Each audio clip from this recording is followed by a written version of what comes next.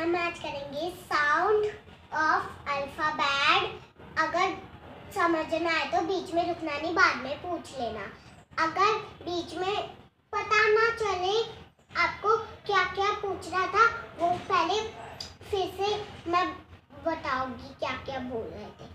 Sound, ए का sound ए, B का sound ब, सी का साउंड क, डी का साउंड ड, ई का साउंड अ, एफ का साउंड फ, जी का साउंड ग, एच का साउंड ह, आई का साउंड ई, जे का साउंड ज, के का साउंड क, एल का साउंड ल, एम का साउंड म, एन का साउंड न, ओ का साउंड ओ, पी का साउंड प, क्यू का साउंड कस क, टू, आर का साउंड र, एस का साउंड स, टी का साउंड ट,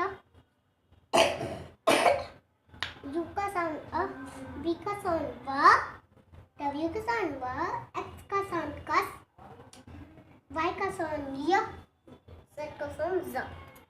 इन साउंड से हम ना वर्ड्स बनाना सीखेंगे।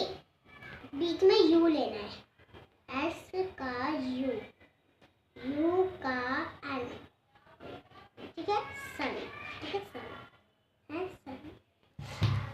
ये रहा सा, ये रहा अ, ये रहा ना, सन, ठीक है, स ओ अल सन। इसे मिटा के ना एम ए और एन, मैन, मैन, ठीक है, man, man, m a n का है मैन, मैन। अब अगली वीडियो में हम वर्ड्स बनाना सीखेंगे। धन्यवाद।